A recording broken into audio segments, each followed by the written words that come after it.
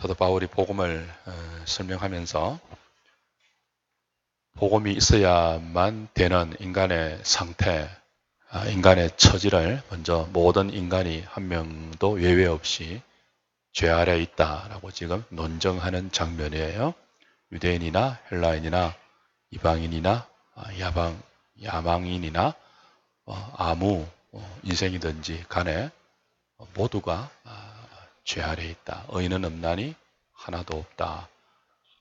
죄 아래 있는 우리 인생의 상태가 얼마나 망가지고 부서지고 부패했는지 머리부터 발끝까지 성 한 대가 없을 정도로 인간을 망가뜨려 버렸다 하고 복음이 필요한 복음이 꼭 있어야만 하는 인간의 심각한 상황을 설명하고 있는 그런 구절이 우리가 함께 읽은 본문의 구절입니다. 오늘 인간론 좀 마지막 정리를 하려고 합니다. 인간론은 다른 말로 인죄론이라고 할 정도로 죄가 인간에게 미친 영향을 굉장히 강조하죠. 하나님의 형상으로 지음받았지만 그러나 죄가 어떻게 하나님 보시기에 심히 좋았던 인생을 파괴시켜 버렸는가? 그래서 하나님을 향하고 이웃을 향하고 피조 세계를 향하여야 할 삼중적인 존재인 인간을 어떻게 오직 하나님과 이웃과 피조 세계마저도 이용해서 자기만을 향하게 되었는지 극단적 이기적으로 살아가게 된 인간의 모든 삶의 원인을 죄라고 밝힙니다. 그래서 인간론은 다른 말로 인죄론이에요. 인죄론. 우리 이미 다 이렇게 공부해 왔죠. 그래서 오늘 이제 인간론의 마지막 시간인데, 그러니까 하나님의 형상으로 하나님 보시기에 심히 좋도록 지음받았지만 죄가 그것을 깨트려서 하나님의 형상을 변질시켜버리고 왜곡시켜버리고 구조와 기능을 다 그냥 이렇게 죽여버렸단 말이에요.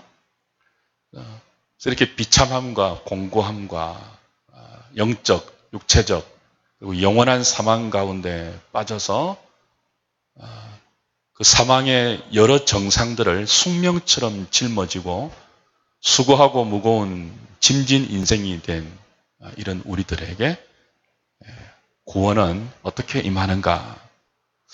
그래서 인간론이 인죄론이라고 이름 붙여질 정도로 죄를 깊이 다루고 그 죄가 우리에게 미친 영향을 다루었기 때문에 그렇게 죄에 빠진 인간을 그럼 어떻게 하나님이 구원하시는가? 이렇게 죄에 빠진 인간이 어떻게 하면 구원을 얻을 수 있는가 하는 것은 필연적으로 그 다음에 구원론이라는 주제로 교육학에서 대두될 수밖에 없습니다. 물론 그 중간에 구원자 대신 예수 그리스도에 대해서 기독론이라는 주제로 따로 이렇게 다루어야 하지만 우리는 기독론을 따로 다루지는 않겠습니다. 왜냐하면 신론과 앞으로 공부할 교회론과 그리고 구원론, 종말론에 이르기까지 예수 그리스도는 끊임없이 이야기되고 그때마다 예수 그리스도의 신성과 인성, 예수 그리스도의 낮아지심과 높아지심, 예수 그리스도가 우리를 위해서 이루신 대속의 죽음, 사흘 만에 부활하신 부활의 생명, 그와 같은 것들을 그때마다 배울 것이기 때문에 따로 기독론을 배우지는 않겠습니다. 우리 오후 시간에는 그 대신 바로 기독론을 점프해서 어디로 간다고요? 구원론으로 이제 다음부터 갈 것입니다. 구원론으로 가기 전에 구원론에 관한 굉장한 갑론을박이 있단 말이에요. 요즘도 톰 나이트를 비롯한 세간점 학파가 전통적인 칭의의 구원에 대해서 반기를 들면서 칭의를 한없이 유보시키는 그런 어떤 구원론에 관한 칭의에 관한 논쟁이 아주 뜨겁게 신학계에서 목회계에서 이루어지고 있습니다. 그래서 이 모든 것들은 죄와 연관되어 있습니다. 죄를 어떻게 이해할 것이고 그 죄가 인간에게 미친 영향을 어느 정도로 이해하는지에 따라서 구원의 성격도 구원의 주체도 구원의 내용도 굉장히 달라지고 논쟁이 벌어질 수밖에 없어요. 그래서 인간론을 마무리하고 구원론으로 들어가기 전에 죄가 인간에게 미친 영향을 성경은 어떻게 말하고 오늘 우리가 방금 읽은 이 짧은 본문에서 성경이 이렇게 말하고 있는데 또 다른 식으로 생각하는 사람들이 누구이며 교회사 중에서 어떻게 그들의 영향을 받아서 교회가 많이 흔들렸고 그때마다 공교회는 어떻게 신학적인 결론, 교회적인 결론을 내어서 교인들과 교회를 이끌어 왔는가 하는 그런 발자취를 조금 개략적으로, 자세히는 못해요. 개략적으로 살피면서 다음부터 할 구원론의 기초를 조금 놓으려고 합니다. 서론을 한번 읽어보십시오. 방금 제가 말씀드린 오늘 교환은 따로 준비하지 않았습니다. 이때까지 했던 것 좀 복습하고 또 앞으로 할 구원론에 관한 서론적인 성격이기 때문에 제가 따로 교환을 준비하지 않았고요. 주보에 나와 있는 그 내용대로 제가 이렇게 칠판에 판서하면서 생각을 좀 해보도록 하죠. 서론 한번 보십시오.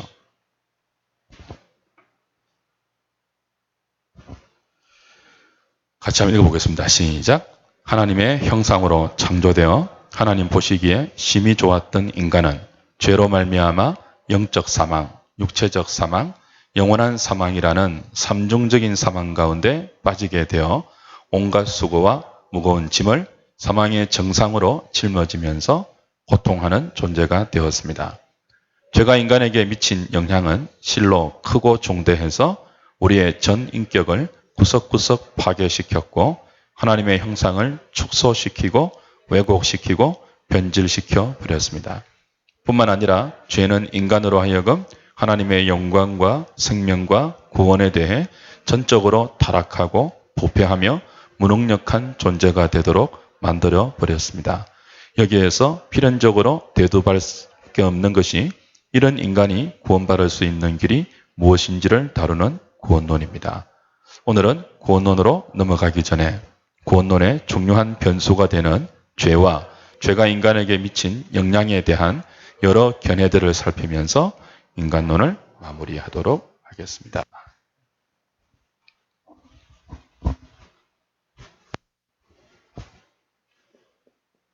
가장 먼저 죄와 구원에 관하여서 생각할 때 성경적인 견해와 다른 주장을 한 인물 펠라기우스라는 사람을 여러분들이 좀 기억할 필요가 있습니다. 여러분 어거스틴이라는 사람의 이름은 들어보았죠? 그죠? 어거스틴과 이 펠라기우스라는 사람이 토론하고 논쟁했던 인간의 자유의지와 죄와 구원에 관한 논쟁은 그때 종결된 것이 아니고 지금까지 이어져 오고 있는 중요한 신앙의 이슈입니다.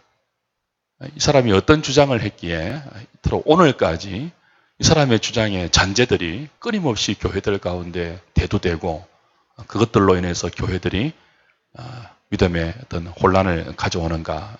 펠라기우스의 주장을 조금 이해하실 필요가 있어요. 우리는 지금 인간론을 다루면서 죄를 공부했지 않습니까? 그죠? 우리가 배웠던 성경이 말하는 죄는 인간을 전적으로 타락시켜 버렸어요. 우리에게 있었던 하나님의 넓은 의미의 형상, 좁은 의미의 형상을 다 죽이고 파괴시키고 왜곡시키고 변질시켜 버렸습니다. 그렇죠? 근데 펠라기우스는 아담만, 인간의 조상인 아담만 실패해서 죄를 지었지, 아담의 후손인 우리는 아담이 지었던 죄와는 아무 상관이 없는 여전히 독립적이고 중립적인 존재라고 주장을 합니다. 그는 인간을 중립적인 존재라고 파악해요. 그러니까 선도 악도 아닌 중립적인 존재로 지원받아서 선을 자기가 택할 수도 있고 악을 자기가 택할 수도 있어서 자기의 능력과 자기의 의지와 자기의 도덕과 자기의 그 무엇으로 선의 지고의 상태, 구원에 이를 수 있다고 주장하는 사람입니다. 여러분, 성경이 인간을 중립적으로 지어졌다고 가르칩니까? 아니죠. 어떻게 가르칩니까? 하나님의 형상으로 지어져서 하나님 보시기에 심히 좋은 선한 상태로 지어졌다고 가르쳐요. 분명히 가르쳐요, 이것은. 하나님 보시기에 뭐예요? 심히 좋았다고 해요. 하나님의 형상으로 지으신 인간을 보시면서 말해요. 그래서 인간은 중립적인 존재로 지음받지 않았습니다. 어떻게 지음받았다고요? 선한 하나님의 형상으로 지음받은 선한 존재예요. 시편 8편에 보면 누구보다 조금 못하게 지었다고요? 하나님보다 조금 못하게 지어졌어요. 그래서 인간이 지은 죄가 왜 그렇게 하나님의 진노를 유발하는가 하면 하나님의 형상대로 지어진 하나님보다 조금 못하게 지어진 탁월한 존재인데 그런 인간이 하나님을 배반하고 마귀의 말을 추종해서 하나님을 정면적으로 대적하고 불순종한 것이기 때문에 죄가 그렇게 하나님 앞에 무서운 거예요. 뭐 선악과 하나 따면 그것 때문에 하나님 뭐 그렇게 화를 내시나 쪼잔하게 이게 아니에요. 이건 엄청난 쿠데타적인 사건이에요. 하나님이 보시기에 심히 좋도록 지원받은 인생이 하나님과 맞먹으려고 하고 하나님이 아닌 하나님의 원수인 사탄의 말을 따라갔습니다. 그래서 하나님 보시기에 정말 기가 찰 그런 행동과 결정과 그것이 죄죠. 죄. 펠라기우스는 그와 같은 성경의 진술들을 부정하고 인간은 선한 상태도 아니고 악한 상태도 아닌 중립적인 존재로 지원받아서 선을 자기가 찾아갈 수 있는, 그래서 선의 최종점인 구원의 영광에 자기의 힘으로 도달할 수 있는 그런 존재라고 주장을 했습니다. 그런 존재인데 아담이 뭐예요? 아담이 이제 자기가 뭐예요? 선을 택하지 않고 악을 택해서 실패했다는 거죠. 근데 아담의 죄로 끝나고요. 아담의 후손에게 아무런 영향을 미치지 않는 그 죄의 책임과 죄의 결과들이 전혀 영향을 미치지 않는 그와 같은 것이라고 주장하죠. 그래서 이 펠라기우스는 원죄를 부정합니다.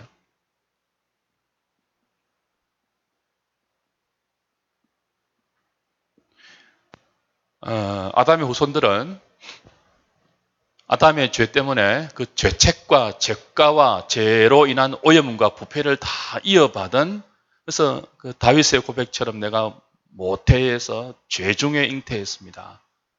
그런 존재가 아니고 여전히 뭐예요? 중립적인 존재로 태어난다고 말해요. 아담의 후손들도. 그래서 얼마든지 죄를 짓지 않을 수 있다고 말해요. 그럼 인류 보편적으로 발견되는 이 죄된 현상들은 뭐냐라고 할 때, 그건 우리가 원죄를 받아서 부패하고 정말 타락하고 어떤 죄성을 가진 죄의 노예가 된, 그래서 필연적으로 그런 현상들을 저지를 수밖에 없는 결과라고 보지 않고 인류 역사 전반에 걸쳐 발생하는 모든 수많은 죄악된 정상들을 뭐라고 본다고요? 우리가 인류의 후손들이 아담을 모방해서, 어쩔 수 없이가 아니고 아담을 모방해서 그렇게 죄를 답습했을 뿐이라고 이야기해요. 그 죄책과 죄의 오염 인정하지 않죠. 그러니까 자연스럽게 펠라기우스의 주장에 의하면 인간은, 지금 우리도 그래요, 전혀 원죄의 영향을 받지 않고 중립적인 존재입니다. 여러분, 이런 이론은 지금 이 시대에 팽배한 이론이에요. 여러분, 교육학 전공하신 분들 많잖아요. 우리 어린아이들 가르칠 때 주로 뭐라고 해요? 얘들은 하얀 도화지 같은 인생들입니다. 그래서 막 얘들의 심령에 뭐예요? 무엇을 그려주는가에 따라서 이제 인간이 바뀔 수 있다고 말하잖아요. 거의 중립적인 상태로 보는 거예요. 환경과 우리가 심어주는 가치관에 따라서 인간은 얼마든지 바뀔 수 있고 얼마든지 인간의 능력으로 그 좋은 세상을 만들어 갈 수 있는 가능성을 우리는 찬양하죠. 성경은 그렇게 말씀하지 않습니다. 어린아이의 마음은 백지가 아니에요. 내가 모태로부터 죄 중에 잉태되었습니다. 근데 왜 백지처럼 보인다고 했죠? 아직 그 힘이 약해서. 애들은 힘이 약해서 약한 정도의 죄성밖에 못 드러내는 거지 본질상 어른과 똑같은 죄성을 갖고 있습니다. 어른은 왜 더 큰 죄를 짓는 것처럼 보인다고요? 힘이 세서 그래요, 애들보다. 그래서 예수님이 너희가 어린아이 같이 아니하면 결단코 천국에 들어가지 못한다는 말은 어린아이처럼 순진해야 천국 간다는 말이 아니죠. 그때 어린아이는 무엇으로 등장한 거예요? 전적으로 어린아이는 자기 힘으로 살 수 없고 부모를 의존할 수밖에 없는 존재이기 때문에 천국은요, 자기 힘이 아니고 전적으로 구원자를 의존하는 자에게만 열린 나라라는 뜻으로 너희가 어린아이 같이 하나님 나라를 받들지 아니하면 결단코 못 간다고 한 거예요. 어린아이처럼 순진해 천국 가는 게 아니에요. 어린아이는 순진하지 않습니다. 죄의 힘이 뭐예요? 아직 미약해서 순진한 척 보이는 거예요. 어린아이들이 얼마나 엄마 아빠를 속이고 지 맘대로 하는 경험이잖아요. 장가가면 안다니까, 이 중년들은. 여하튼 펠라기우스는 그랬어요. 원죄를 부정했습니다. 그러니까 아담의 후손들도 죄의 영향을 받지 않아서 얼마든지 뭐예요? 자기가 구원을 만들어 갈 수 있는. 그러니까 펠라기우스에 하면 구원은 인간의 영역입니다. 하나님은 인간의 구원에 전혀 영향을 미치지 못해요. 행사하지 않습니다. 인간의 구원에. 하나님은 인간을 구원 중립적으로 만들어 놓고 그냥 인간에게 맡겨놓은 거예요. 모든 것은 인간에게 달려 있습니다. 이 펠라기우스의 주장이고 이건 타락한 인간 지성에 굉장히 합리적으로 들리는 주장들이에요. 그래서 이런 펠라기우스가 나타나서 이제 어거스틴이 인간의 전적인 타락과 부패와 구원에 대해서 무능력하고 오직 하나님의 은혜만이 죄인된 인간을 구원할 수 있다는 이 성경적인 가르침을 가지고 교회를 이끌어 갔을 때 펠라기우스가 이제 반박하면서 그렇지 않다 이런 내용으로 이제 막 이렇게 한 거죠. 논쟁을 벌이면서 하는데 문제는 이런 펠라기우스의 가르침에 동조하는 사람들이 많았다고요, 적었다고요? 너무 많았다는 거예요. 아무도 안 따라가면 그게 무슨 이슈가 되겠습니까? 저 사람 뭐 하는 거야, 지금? 지 혼자 뭐 하는, 이렇게 아무런 이슈가 안 되잖아요. 근데 문제는 너무 많은 사람들이 이 사람을 추종했다는 거예요. 그래서 이 사람을 따르는 자들을 우리는 뭐라고 부릅니까? 펠라기안이라고 불러요. 펠라기우스는 사람의 이름입니다. 근데 펠라기우스가 이런 주장을 하면서 인간의 구원은 하나님과는 전혀 상관없고 인간 자기가 하기 나름이다는 주장을 했을 때 이 사람의 주장을 따르는 수많은 추종자들이 생겼는데 우리는 그 사람들을 펠라기안이라고 부르고 너무 많은 사람들의 숫자가 정통적인 교회의 가르침, 인간은 죄로 말미암아 전적으로 타락했고 그런 인간을 구원할 구원자는 하나님의 은혜밖에 없다라고 가르친 것에 정면으로 반박하고 따르는 사람들이 많으니까 교회 혼란이 오겠죠. 그래서 교회가 공회를 모집합니다. 그래서 이런 가르침이 지금 수많은 사람들을 미혹하고 있다. 어떻게 된 거냐? 성경은 뭐라고 하느냐? 라고 이제 모여서 교회는 418년에 카르타고 회의에서 펠라기안을 정식으로 이단으로 정죄합니다. 그리고 그 이듬해 419년 에베소서 회의에서 역시 펠라기안을 정식으로 뭐로요? 이단으로 정죄합니다. 그리고 누구의 손을 든다고요? 어거스틴의 손을 듭니다. 성경이 말하는 것은 인간은 죄로 말미암아 전적으로 타락했고 전적으로 부패했고 자기 힘으로 구원에 이르는 아무런 능력이 없다는 어거스틴의 견해가 성경적인 견해니까 교회는 죄와 인간과 구원에 대해서 펠라기우스의 말을 듣지 말고 어거스틴의 말을 따라서 성경적으로 신앙생활 해라라고 공적으로 이 두 번의 회의를 거쳐서 결정을 했단 말이에요. 공적으로 이런 이단적인 가르침이 정죄를 받으면 힘이 약해지겠죠. 그죠? 근데 힘이 약해지고 사라지면은 이게 왜 지금까지 이런 희미한 잔재들이 계속 교회 가운데 이슈로 떠오르겠습니까? 사라지지 않고 모습을 달리해서 계속 이어진단 말이에요. 그래서 조금 이제 그 주장을 누그러뜨리면서 다시 교회 가운데 등장하는 것이 세미펠라기우스입니다.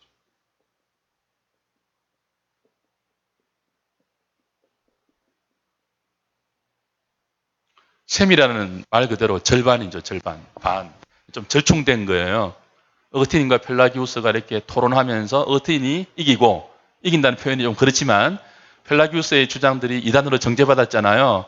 그를 따르는 무리들이 살아남기 위해서 절충을 하는 거죠. 하프 펠라기즘이라고 말할 수 있는. 그래서 이제 여기서는 전적 부패와 전적 타락을 인정하지 않았는데 펠라기안들은 좀 이렇게 이단으로 정죄받고 나서 시간이 지나면 좀 절충을 해서 살아남기 위한 교리가 형성돼요. 그래서 그들은 인간의 타락을 인정합니다. 펠라기우스는 타락을 인정하지 않았는데 타락을 인정하지만 어떻게 인정한다고요? 어틴처럼 전적으로 타락한 것이 아니고 뭐예요? 부분적으로 타락했다고 교리를 수정해요. 부분적으로 타락했다. 그래요. 제가 인간에게 미친 영향을 펠라기우스만큼 이렇게 반대하진 않았지만 어거스틴처럼 전적으로 우리에게 영향을 미치지 않았다. 인간은 죄 때문에 영향을 받았지만 부분적으로 받았다. 그래서 여전히 뭐예요? 부분적으로는 우리의 이성이 건재하고 우리의 도덕적인 능력이 건재하고 우리의 양심의 기능이 건재해서 그죠? 우리가 그 건재한 부분적으로 영향을 받았지만 아직 남아있는 건재한 이성과 도덕과 양심의 능력을 가지고 구원을 이루어갈 수 있다는 말이에요. 그래서 부분적으로 타락한 그러나 부분적으로 건재한 인간의 능력을 가지고 구원을 이루어가면 하나님이 도우신다 이렇게 주장을 해요. 그 부분적으로 건재하고 부분적으로 타락했기 때문에 인간이 부분적으로 건재한 이 인간의 이성적인 능력, 양심적인 능력, 도덕적인 능력, 종교적인 능력을 가지고 구원에 이를 수는 없지만 그 부분적으로 건재한 그것들을 가지고 구원에 이르려고 시작하면 누가 도우신다는 거예요? 하나님이 도우신다는 거예요. 그래서 이런 사람들의 구원관을 신인 뭐라고 합니까? 협동이라고 해요. 하나님과 인간이 뭐 한다는 거예요? 함께 협동해서 구원을 만들어간다 그랬습니다. 자, 이것도 따르는 사람이 없으면 문제가 안 되겠죠. 지 혼자 떠들다가 끝나겠죠. 근데 문제는 뭐예요? 따르는 사람이 많이 생기는 거예요. 많은 사람들이 세미펠라기안들의 주장을 따라서 교회 생활을 하니까 자연스럽게 교회에서 혼란이 일어나죠. 그래서 다시 교회는 총회를 소집합니다. 그래서 529년에 오렌지 총회에서 역시 세미펠라기안들의 신인 협동적인 구원관, 인간의 죄에 대한 부분적인 타락과 부분적인 건재를 주장하는 이런 인간관, 거기에 대해서 이단으로 정죄를 해요. 이단으로.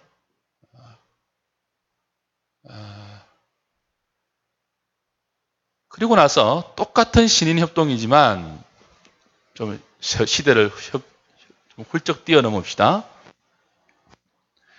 이제 1500년대에 가면 1600년대에 가면 한 거의 1000년을 뛰어넘죠. 이런 움직임들이 계속해 오면서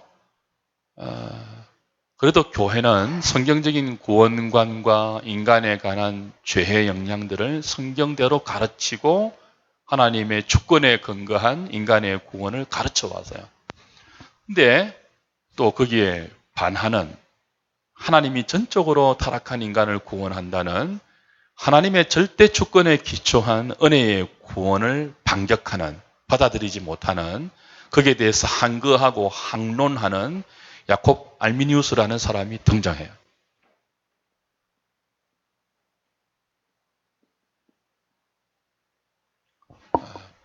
이 사람의 가르침을 따르는 사람들을 뭐라고 부른다고요? 알미니안이라고 부르죠. 역시 이 사람도 부분 타락을 말합니다. 근데 원래 야코브 알미니우스는요, 굉장히 칼빈주의 사상에 심취했던 사람입니다. 그래서 하나님의 절대 주권에 근거한 인간의 구원을 강력하게 가르쳤던 신학대학의 교수였습니다. 제가 지금 그 대학의 이름이 갑자기 생각이 안 나는데 요즘 너무 깜빡깜빡거려서. 근데 이 사람이 어느 날 이 자유주의자들 이런 사람들 구원에 대해서 논쟁을 하다가, 그러니까 성경적인 측면에서 하나님의 절대 주권에 근거한 구원에 대해서 변호하고 변정하다가, 이 합리주의자들이잖아요. 이런 사람들은 타락한 인간의 이성에 막 어울리도록 그 조화시킨 이론들이란 말이에요. 이 합리주의자와 토론하면서 자신의 변호가, 자신의 변정이 너무 궁색하다는 느낌을 받습니다. 그 합리주의자 이름이 아마 닉 코레베레텐인가 뭐 하여튼 그런 이름 몰라도 되겠죠, 그죠?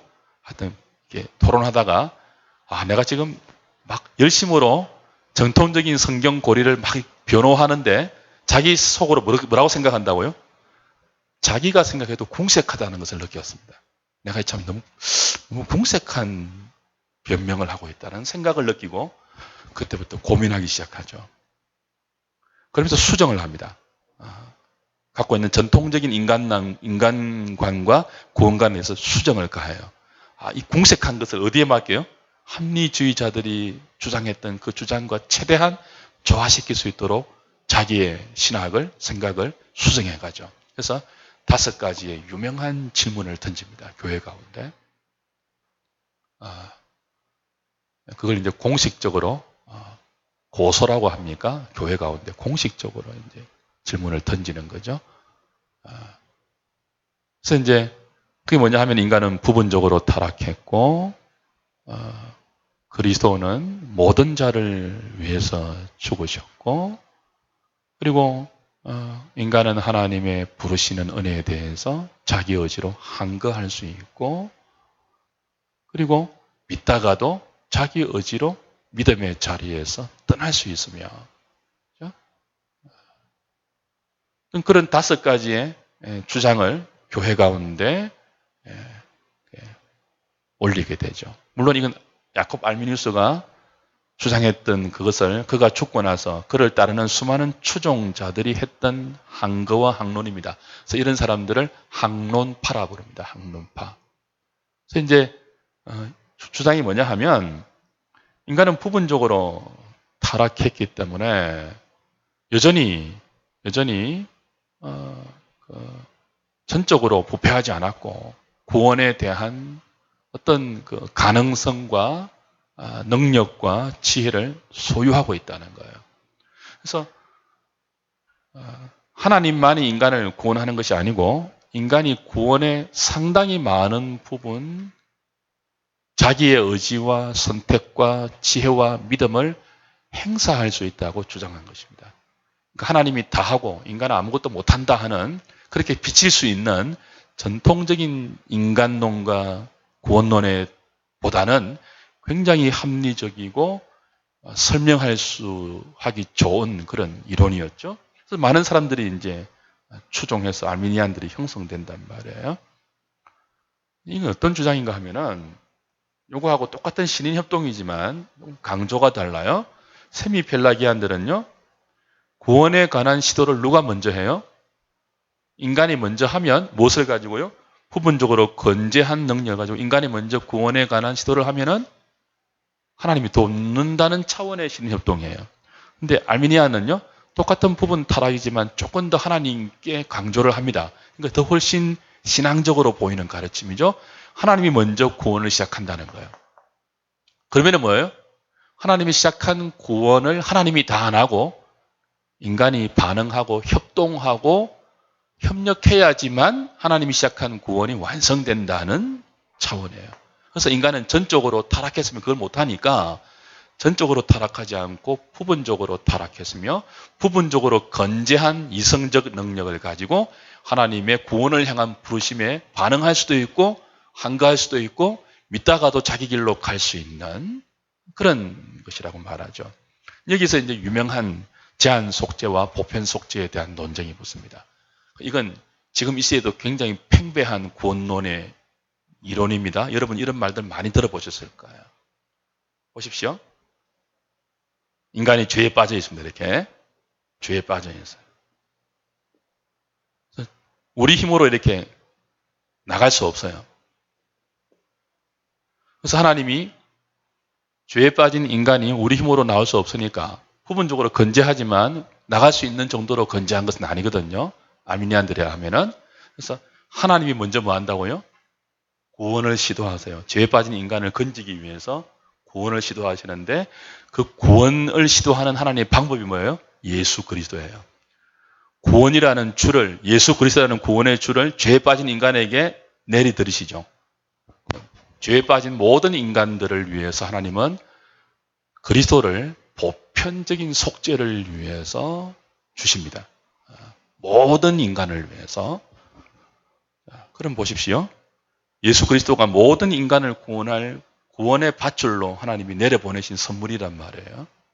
하나님 먼저 구원을 시작하시죠. 그죠? 문제가 뭐예요? 하나님 보내신 예수 그리스도라는 구원의 줄을 누가 잡을 것이냐는 누구한테 달려있다는 거죠? 우리한테 달려있다는 거예요. 믿음으로 잡으면 뭐 하는 거예요? 구원이 이루어진다고 말하는 게 뭐라고요? 알미니우스의 주장이에요. 많이 들어봤던 구원 설명이죠? 우리 교회는 이런 거 안 들어봤어요? 저는 어릴 때 늘 이렇게 배우고 자라왔습니다. 복음 이것인 줄 알았어요. 근데 이런 주장은요, 1618년, 횟수가 맞는지 모르겠습니다. 도르트 총회에서 몇 년에 걸친 긴, 오랜 숙고와 토의와 논쟁과 회의 끝에 역시 알미니아는 뭐예요? 이단으로 정제되고 이들의 5가지의 항목의 한글을 정면적으로 부정한 것이 바로 저 유명한 튤립 교리로 알려진 도르트 신조의 채택안입니다. 이게 아니죠. 하나님 모든 죄인들을 위해서 예수 그리스도를 보내줬는데, 그죠? 이게 이제 보편 속죄란 말이에요. 모든 인류를 위해서 예수를 보내주었는데, 그 보낸 예수님을 믿고 안 믿고는 누구한테 달려있는 거예요? 우리한테 달려있는 거예요. 그래서 구원을 하나님 시작하지만 그 구원을 완성하는 것은 하나님이 아니고 인간이에요. 내가 믿는 것이 강조되죠. 내가 믿는 것이. 하나님이 아무리 구원자를 보내줘도 내가 뭐 안 믿으면은 하나님의 구원이 소용이 없는 거예요. 예수 그리스도의 속죄의 피가 효력이 없게 되는 거예요. 그럼 이걸 받아들이시겠습니까?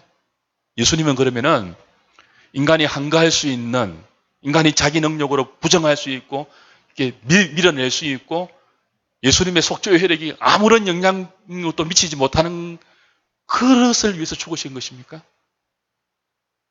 그렇게 허무한 죽음을 죽으신 거예요?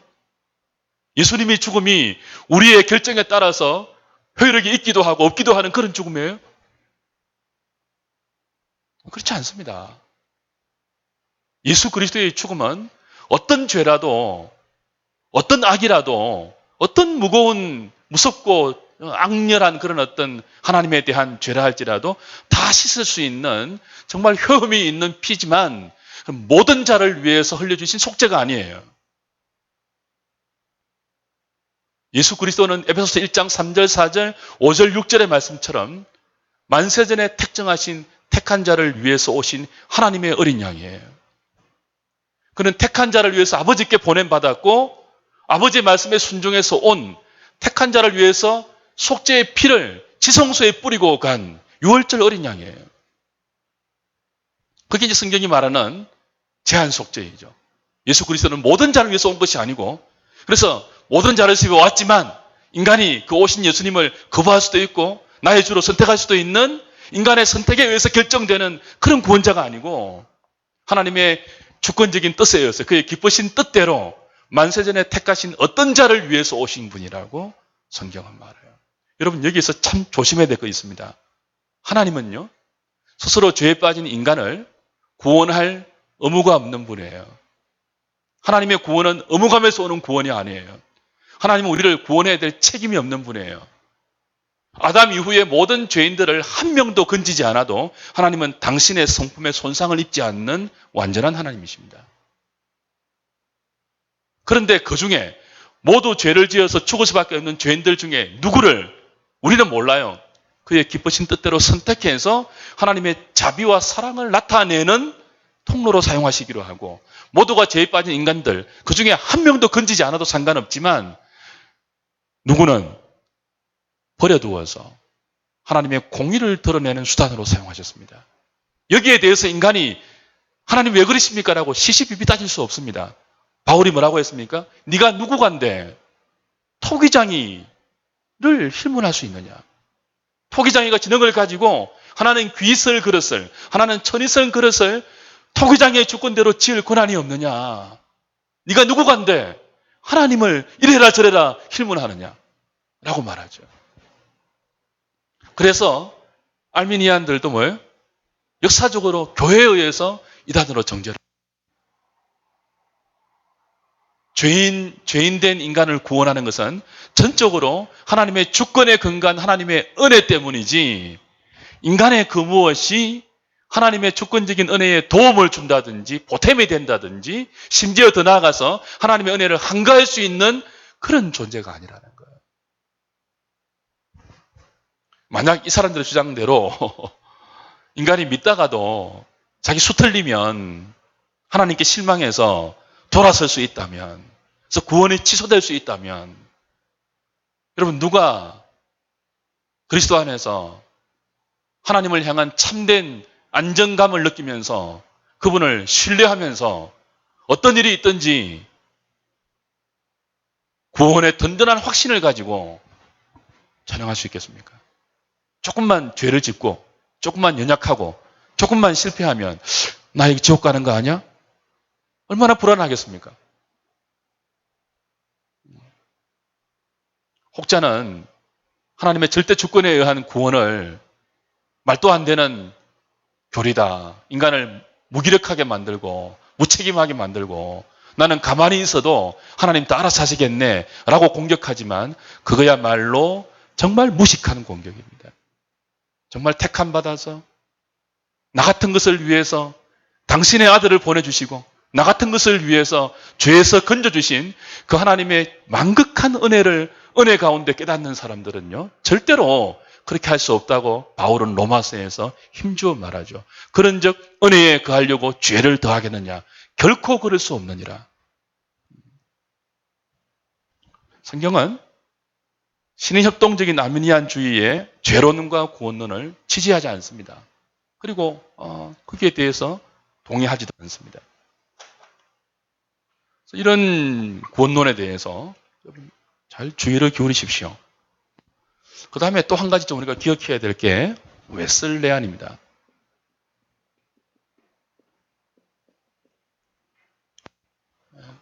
웨슬레 아시죠? 감리교의 창시자. 이 사람들과는 전혀 다른 죄에 대한 생각을 갖고 있습니다. 전적 타락을 인정합니다. 그래서 웨슬레는 그래요. 죄에 대한 나의 태도는 칼빈주의자들과 똑같아. 나는 죄에 대해서는 전적 타락을 인정합니다. 나는 죄에 대해서는 칼빈주의자들의 끄트머리에 있다. 자기 입으로 그렇게 고백을 해요. 그런데 그렇게 죄 때문에 전적으로 타락한 인간을 구원하는 하나님의 구원의 방식에 대해서는 나는 칼빈주의자들과 조금 차이가 있다. 머리카락 한 올 정도의 차이가 있다라고 말합니다.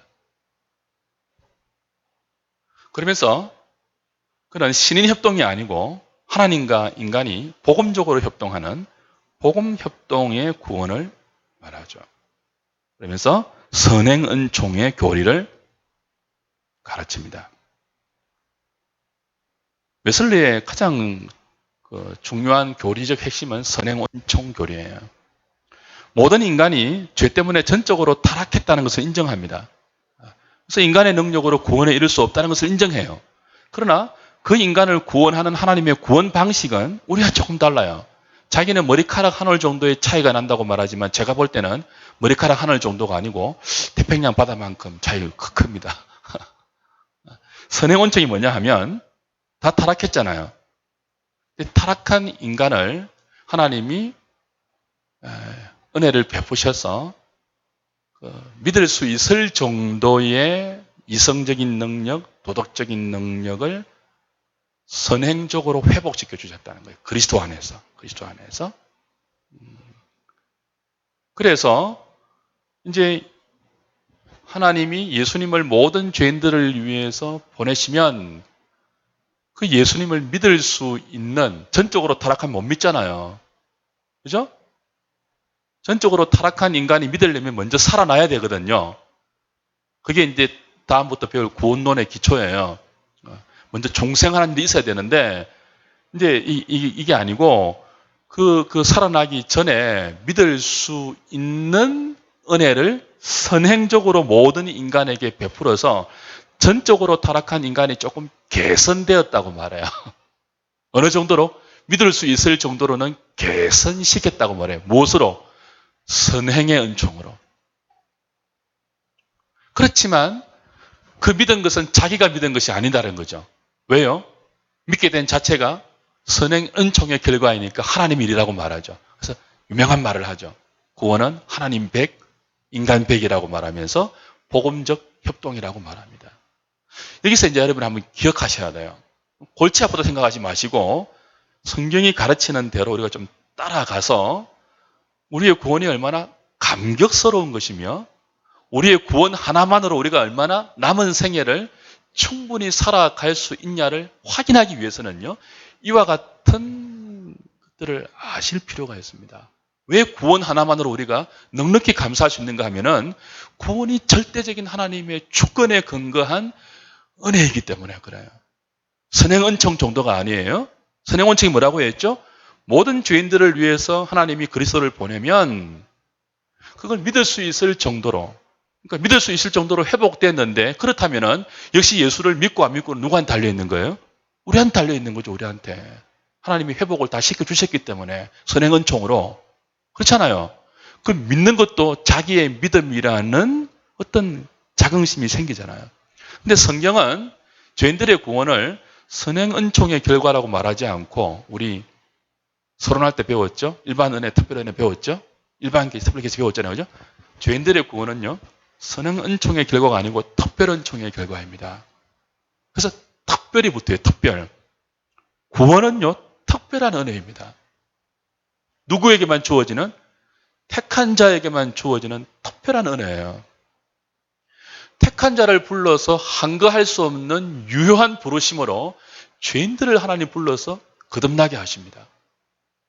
그래서 거듭난 영혼이 죄를 깨닫게 하시고 죄에서 돌아가는 회심을 일으키게 만드시고 하나님을 구원자로 믿을 수 있는 믿음을 일으키신다고요. 하나님이 그렇게 하신다고요. 우리에게. 우리는 믿고 싶지도 않고 죄가 뭔지도 모르고 구원이 뭔지도 모르고 그냥 죄 가운데 빠져서 죄가 시킨 대로 살았던 죄의 노예고 죄의 종이어서 구원을 향한 관심도 없었는데, 지옥이 무엇인지 천국이 무엇인지 마음도 없고 그게 얼마나 무서운 것이며 그게 얼마나 시급한 해결해야 할 문제인지도 모른 채 그저 여기에서 울고 웃고 즐기고 떠들면서 한평생 그렇게 살아가다가 영원히 지옥 가야 할 운명인데, 그 중에 우리도 모르지만 하나님이 택한 바 되어서, 왜 나를 택한지는 우리 몰라요. 왜 어떤 사람은 택하지 않은지 우리 몰라요. 왜 야곱은 택하고 에서는 우리 몰라요. 모르기 때문에 더 신비롭죠. 왜 나를 택해서, 벌레 같은 나를 택해서 무슨 은혜를 주신다고요? 특별한 은혜를 주시는지. 그 특별한 은혜가 뭐죠? 죄와 허물로 죽어있는 본질상 진노의 자녀였던 우리를 살려내시는 거예요. 누구를 통해서요? 독생자를 죽이고 말해요. 나 같은 것을 살리기 위해서 독생자를 죽이는 특별한 은혜를 베푸신다고요. 그럼 모두에게 주시는 은혜가 아닙니다. 모두에게 주시는 은혜가 아니란 말이에요. 모르지만, 이유를 모르지만 택자에게만 주시는 특별한 은혜예요. 그렇게 하신 것은 하나님이 힐문받기 위해서가 아니에요. 하나님 왜 저 사람은 택하고 왜 나는 택하지 않습니까? 항의받기 위해서가 아닙니다. 바울이 뭐라고 했습니까? 은혜의 영광을 찬미케 하려 함이라. 만세전에 하나님께서 그리스도 안에서 택한 자를 택해서, 그죠? 그를 그 앞에서 거룩하고 흠이 없게 만드신 것은 그의 은혜의 영광을 찬미케 하려 합니다. 하나님의 은혜의 구원의 영광을 찬미케 하려고 우리를 택하신 것이지, 왜 저 사람은 택하고 우리는 택하지 않았습니까? 항의하기 위해서가 아닙니다. 그래서 구원은 선행 은총 정도가 아니에요. 특별한 은혜가 아니면 인간은 구원할 수 없는 정도로 타락하고 부패하고 이 구원에 대해서 생명에 대해서 전적으로 무능한 존재입니다. 그런 우리를 살려놓아서 하나님에 대해서 반응하게 만들고 우리 스스로 죄에 대해서 혐오하게 만들고 하나님의 사랑을 깨닫게 만들어서 누가 시키지 않아도 하나님 협박하지 않아도 하나님을 사랑해서 우리의 남은 생의 전부를 하나님을 향하여 돌아서게 만드는 그 끝없는 하나님의 은혜. 우린 또 넘어지고 또 실패하고 또 좌절하고 또 하나님 세상을 더 사랑해서 하나님을 배반하고 돌아서는 우리이지만 그런 우리에 대해서 끝없이 견디시면서 설득하고 가르치고 또 하나님의 하나님 되심을 우리에게 보여주시면서 끝까지 견인하시면서 아버지가 내게 주신 자는 결코 하나도 잃어버리지 않겠다는 그 예수님 말씀처럼 끝까지 우리들을 죄 가운데서 붙드시고 견뎌내어서 거룩하게 하시고 마침내 영화롭게 만드시는 것은 보통 은혜가 아니에요. 지난번에 배운 일반 은혜가 아니에요. 선인과 악인을 가리지 않고 주시는 해와 빛 같은 은혜 정도가 아니에요. 이건 구원은 특별한 은혜입니다. 특별한 은혜. 그 특별한 은혜가 어떻게 우리에게 적용되었는지를 이제 우리는 다음 시간부터 구원론이라는 주제로 배울 것입니다. 이번 연합수련회 때 우리 애들에게 가르친 내용이에요. 이걸 잘 깨닫고 잘 배우면 정말 우리는 평생 감사할 수밖에 없어요. 여러분이 조금 가난한다든지 조금 연약하다든지 조금 다른 사람보다 못해도요. 구원의 은혜는 특별한 은혜입니다. 그래서 없고 또 없을지라도 구원의 하나님 때문에 뭐 할 수 있는 거예요? 기뻐할 수 있는 거예요. 즐거워할 수 있는 거예요. 구원이 특별한 은총으로 와닿지 않으면요. 여러분은 자꾸 하나님과 딜하죠. 딜. 내가 이렇게 믿었는데 하나님 안 주실 거예요. 신앙은 딜이 아닙니다. 구원의 특별한 은총을 깨달으면요. 아낌없이 우리 전부를 하나님께 드리는 거예요. 아낌없이. 내가 이름 없이 빛도 없이 사용되어도 불만할 수가 없는 나 같은 게 뭔데 건져 주십니까? 구원해 주십니까? 나 같은 게 뭔데 하나님이 살려 주십니까? 어메이징 그레이스라고 하나님을 노래할 수밖에 없어요.